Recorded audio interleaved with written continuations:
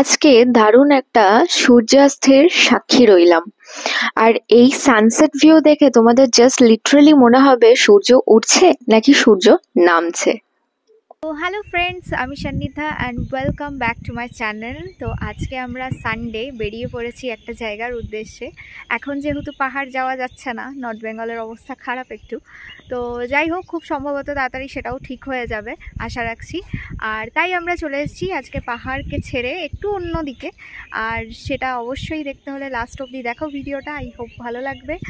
আর যে জায়গায় এসে এত সুন্দর সুন্দর ভিউ পাচ্ছি সেটা একটা আলাদাই ব্যাপার, আর সেটা তোমাদের সাথে শেয়ার করব এই ভিডিওতে। তাই ভিডিওটা লাস্ট অবধি দেখতে থাকো, আশা করছি ভালো লাগবে।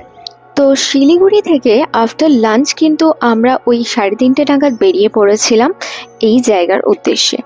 জায়গাটা আমি একটু পরে বলছি, তবে তার আগে জায়গাটায় যেতে গেলে যে রাস্তাগুলোর ওপর দিয়ে যায় সেই রাস্তাগুলোর ভিউ তো দেখো, জাস্ট আলাদাই ভিউ। আর আমরা সোজা রওনা দিলাম একদম তিস্তা মহানন্দা ক্যানালের যে লিঙ্ক রাস্তা আছে সেটার ওপর দিয়ে। আর এই রাস্তার একটা বিশেষ খাসিয়াত আছে, যতদূর তোমরা যাবে তিস্তা মহানন্দা এই লিঙ্ক ক্যানেলকে তোমরা কিন্তু তোমাদের সাথে একদম লাস্ট অব্দি পাবে। প্লাস এর সাথে সাথে উপরি তোমরা পাবে সুন্দর আকাশ, সুন্দর সবুজ একটা পরিবেশ, আর এই রকম লং রাইড। আর এই লং রাইডগুলো তোমরা যদি তোমাদের প্রিয় মানুষের সাথে করো বা ফ্যামিলির সাথে করো অথবা বন্ধুদের সাথে করো তাহলে তো জমে যাবে। যাই হোক, কথা বলতে বলতে আমরা কিন্তু অলরেডি রাস্তায় ঢুকে পড়েছি। আর ওই স্পটে যাওয়ার আগে এই রাস্তাটা একটু কিন্তু জঙ্গল আছে, তাই বলতে পারো এই রাস্তায় মাঝে মধ্যে তোমাদের যদি কপালও ভালো থাকে তাহলে কিন্তু হাতির দেখাও মিলতে পারে। 1 মাস আগে আমি যখন এখানে এসেছিলাম তখন এই যে রাস্তার সাইডের গাছগুলো দেখতে পাচ্ছ, রাস্তার সাইডের গাছগুলো পুরো হলুদ ফুলে একদম ছেয়ে ছিল। আর রাস্তা থেকে দেখতেও একটা কেমন আলাদাই একটা সৌন্দর্য বিরাজ করছিল। বাট যাই হোক, হয়তো এত বৃষ্টি হওয়ার কারণে এখন তো বর্তমানে সেই গাছগুলো খুব অল্প স্বল্পই পরিমাণে ফুলগুলো রয়েছে দেখলাম। এইবারে সেই রকমভাবে কিন্তু গাছ আমরা পাইনি। তো দেখতে দেখতে আমাদের কিন্তু অলরেডি ব্রিজ চলে এসছে, যেটা এখানকার খুব পপুলার ব্রিজ। আর এই ব্রিজের ফটো দেখে তোমরা অনেকেই কোয়ারিজ করেছিলে যে এটা কোথায়। ইয়েস, এটা অ্যাকচুয়ালি জলপাইগুড়ির সাইডেই পড়ে, আর আমরা আজকে সেখানেই চলে এসেছি। জায়গাটার নাম হলো গাজলডোবা। আর এই ব্রিজটা বিগত 5-7 বছর আগে থেকেই মোটামুটি বানানো হয়েছে। তার আগে এই জায়গাটা সম্পর্কে খুব একটা কিন্তু প্রচলন অত মুখে ছিল না। তো যাই হোক, আজকে আমরা এই ব্রিজের সামনে দাঁড়াইনি। আর ব্রিজের এখানে তোমরা এলে কিন্তু অনেক খাবারের দোকান পেয়ে যাবে। আমরা আজকে ব্রিজের পেছনের রাস্তাটা দিয়ে একদম সোজা চলে গেলাম পিছনের দিকটাতে। আজকে এখন আমরা চলে এসেছি গাজলডোবাতে, আর যেটা ডিস্টেন্স শিলিগুড়ি থেকে মাত্র 25 থেকে 30 কিলোমিটার্সের মধ্যেই। তো জায়গাটা ভীষণ সুন্দর, অনেকের কাছেই নাম শুনেছিলাম, এর আগেও অবশ্যই এসছি, এমন নয় যে আসিনি।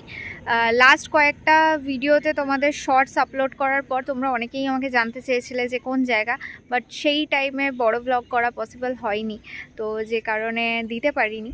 তো আজকে আমরা ওই জায়গাতেই এসছি, আগের দিন যে জায়গার শর্ট আমরা আপলোড করেছিলাম।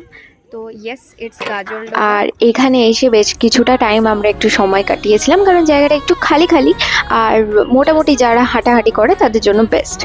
আর দেখো, এখান থেকে খুব সুন্দর একটা ভিউ পেলাম। আজকে আকাশ ভীষণই ক্লিয়ার, আর দূরে যেগুলোকে তোমরা মেঘ ভাবছো ওগুলো কিন্তু অ্যাকচুয়ালি মেঘ না, ওগুলো হলো কালিম্পংয়ের সাইডের পাহাড়গুলো। আর আকাশ আজকে ক্লিয়ার থাকার কারণে এগুলো কিন্তু বেশ ভালোভাবেই ভিজিবল হয়েছিল। জানি না ক্যামেরায় কতটা বোঝা যাচ্ছে, তবে সামনে থেকে বেশ সুন্দর লাগছিল।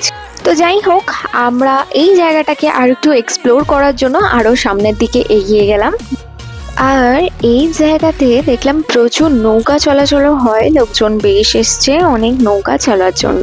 আর এই নৌকাগুলোর কিন্তু বেশ ভালোই রেট দেখলাম, তবে অবশ্যই যদি কেউ যাও তাহলে বার্গেনিং করতে ভুলো না। তো এই জায়গাটারই একটা সাইডে হলো আমাদের তিস্তার ব্যারেজ, আর একটা সাইড একদমই ফাঁকা, আর সেই সাইডটাতেই কিন্তু ওই নৌকাগুলো চলাচল করে। আর তিস্তা এখন বর্তমানে কিন্তু ফুলে ফেঁপে উঠেছে, তাই অবশ্যই জলের সাইড থেকে কিন্তু দূরে থেকো। এই জায়গাটা সানসেট টাইমে কিন্তু একটু অন্যই রূপ ধারণ করে, বেশ সুন্দর লাগে জিনিসটা। আর তাছাড়াও এই উইন্টার টাইমে কিন্তু প্রচুর পিকনিক হয়ে থাকে। তো আমরা এখানে কিছুক্ষণ থাকার পর তারপর আমরা চলে গেলাম এই ব্যারেজটার একটু পেছনের একটা অংশ আছে, যে জায়গাটা ভীষণই সুন্দর। এর আগে আমরা কখনো এই জায়গাটাতে এক্সপ্লোর করিনি, তাই আমরা রাস্তা ধরে একদম সোজা পেছনের দিকে চলে এলাম। আর এই দিকটায় এসে একটা কিন্তু অন্য ধরনেরই যে সিনারি পেলাম, যে সিনারিটা নর্মালি আমরা কল্পনা করে থাকি সেই টাইপের সিনারি, অ্যান্ড ভীষণ সুন্দর। জাস্ট দেখো, তোমরা নিজেরাই ফিল করো। কোনো একটা অন্য দুনিয়ায় চলে এলাম।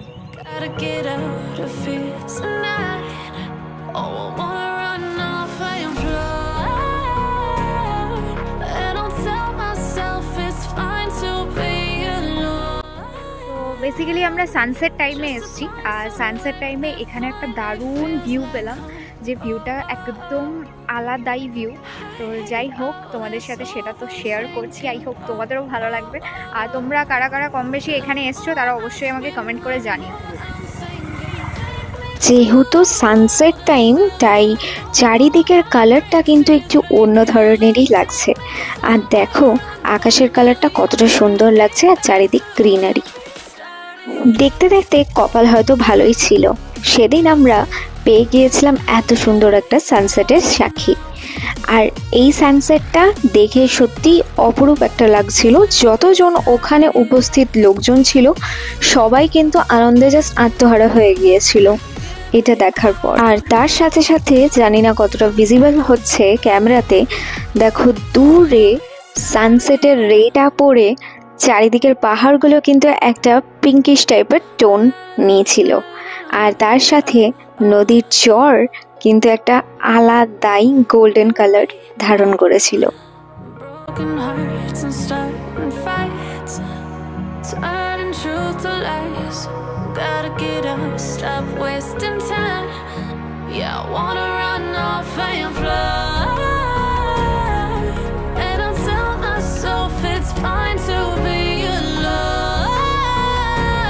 আর এই টাইপের সানসেটের সাক্ষী আমি খুব কম টাইমেই হয়েছি। আর তার সাথে সাথে নিজেদের ছবিও এত সুন্দর আসছিল, জাস্ট লাইক আ পিকচার পারফেক্ট যাকে বলে। আর অ্যাজ ইউজুয়াল পার্টনার আমরা দুজনেই সব জায়গায় যাই ন্যাচারালি। আর তার থেকেও বড় কথা, এরকম একটা সুন্দর সাক্ষী রইলাম সানসেটের, তাও প্রিয় মানুষের সাথে, সেটা কিন্তু একটু অন্য ধরনের। দেখতে দেখতে কিন্তু সন্ধে নেমে এলো, আর সকলে কিন্তু বাড়ির উদ্দেশ্যে অলরেডি রওনা দিচ্ছে। কিন্তু আমরা তো এখন বাড়ি যাওয়ার মানুষ নই, তাই আমরা চলে যাব এরপর এই জায়গাটার যে সামনের ফ্রন্ট এরিয়া আছে সেইখানে। তো এবারে আমার খুব বায়না ছিল যে আমি এবার ডবল রাইডিং সাইকেলে চাপবো।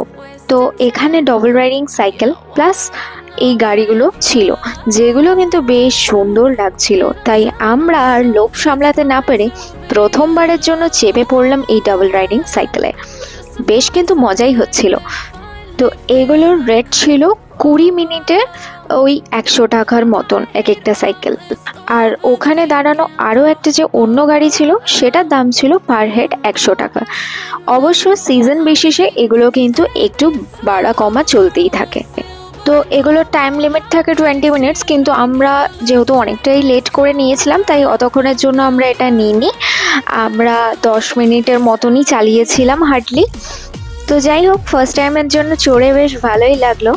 আর আমরা যেহেতু দুজনেই গিয়েছিলাম তাই বলতে পারো আমাদের ভিডিও করার লোক ছিল না, তাই ওই দাদাকেই বলেছিলাম যে একটু আমাদের ভিডিওটা করে দেওয়ার জন্য। তো এখানে এই রাইডগুলো ছাড়াও তোমরা কিন্তু ঘোড়াও পেয়ে যাবে, তো যেগুলোর আলাদা আলাদা সবার প্রাইস রয়েছে। আর এই গাজলডোবার মেন অ্যাট্রাকশনই হলো ডবল রাইডিং সাইকেল এবং সানসেট। তো যাই হোক, দেখতে দেখতে অনেকটা টাইম হয়ে গেল, দেখো চারিদিকে অলরেডি সন্ধে নেমে এসছে। তো এবার আমাদের রওনা দিতে হবে বাড়ির উদ্দেশ্যে। আর এখানে এলে তোমরা কিন্তু অনেক দোকান পেয়ে যাবে ছোট বড়, যেখানে তোমরা চাইলে একদম গরম গরম ভাজা মাছও খেতে পারবে করে।